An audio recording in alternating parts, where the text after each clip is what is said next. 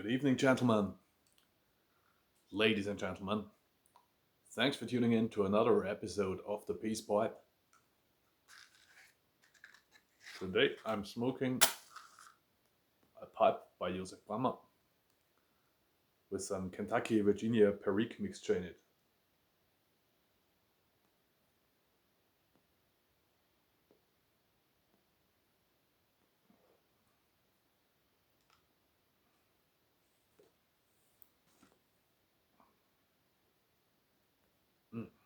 Nice. Well, I was thinking about doing some videos about nature and animal life, mostly insects there, and I thought about what can I talk about, and mostly in which of my series I shall put it. It doesn't really fit the peace pipe, it doesn't fit pipe talk. And then I had the idea for this video. It was in the year 2011, and I spent most of my spare time outdoors in spring, summer, fall, sometimes even in winter, mostly lying in the sun, having a few beers, meeting friends, new people, having barbecues at the campfire. And in the media we have something called the summer gap, when the newspaper outfits, they don't know what to write about. Nothing interesting was going on, so they come up often with hilarious topics, gossip, whatever. So they have an excuse to write something.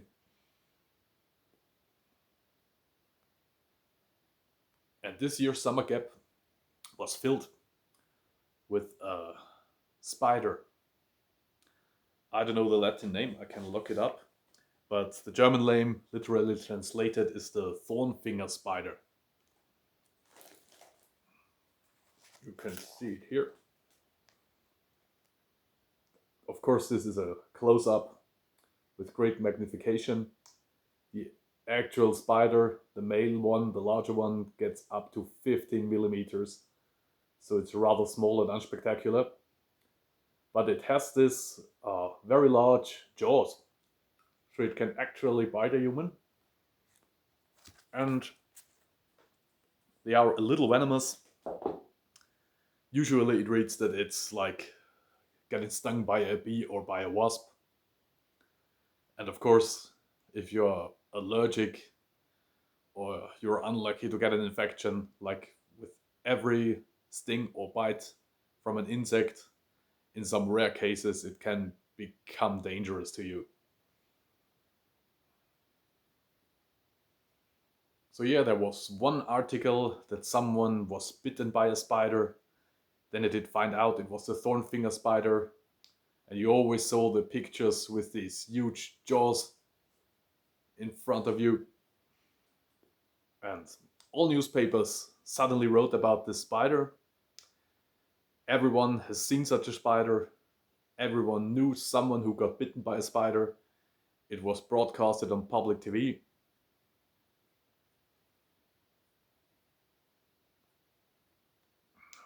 The spider lives in higher grass areas. People were afraid to go out. Mothers were in fear of their children playing outside. Letters were written to the newspapers of people reporting that they knew someone who lost a finger because he got bitten by one of the spiders. It was the talk of the town. Everywhere you went, someone was talking about these little animals.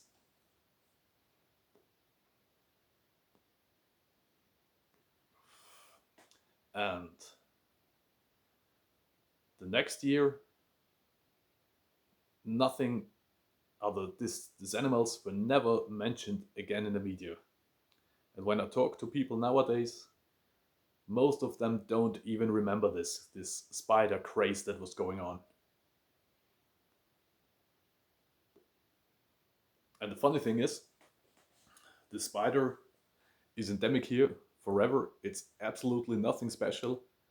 Everyone has probably seen it a dozen times if you are outdoors in any case, but it's so small and unspectacular that you probably didn't notice it at all. It's mostly active at night. It's an active predator. It doesn't make webs or something. So if you're out in the higher grass, you probably had this spider crawling up and down of you several times without even noticing it. It has been there before. It has been there afterwards. But the interesting thing is, does this sound familiar to you? That something completely unspectacular that's happening every year, ever since, is suddenly a thing in the media. The amount of articles increases, the letters written, suddenly it's on TV, suddenly it's becoming a huge danger. People are afraid. It's the talk of the town, but in reality, nothing at all has changed. And in the recent years, I had to, the past 2 years, 3 years, I often had to think of this spider episode.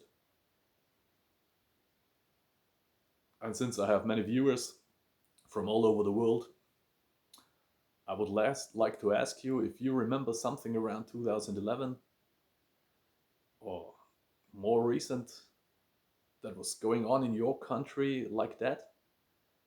That suddenly something became a topic, became a danger out of nowhere, and suddenly, with a stop, it was forgotten? Interesting, isn't it?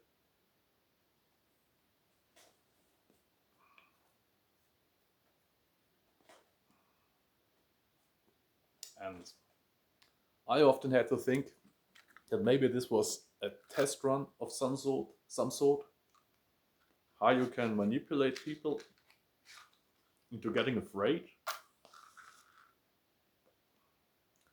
of something that's absolutely normal and every day around you.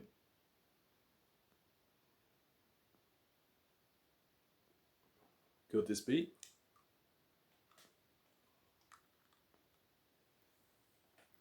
I'd like to know. Let me know in the comments what you think of this little story. And if you would like to hear more animal stories that are not political, not politics related, thanks for watching. Hope you have a nice day. See you next time. Cheers.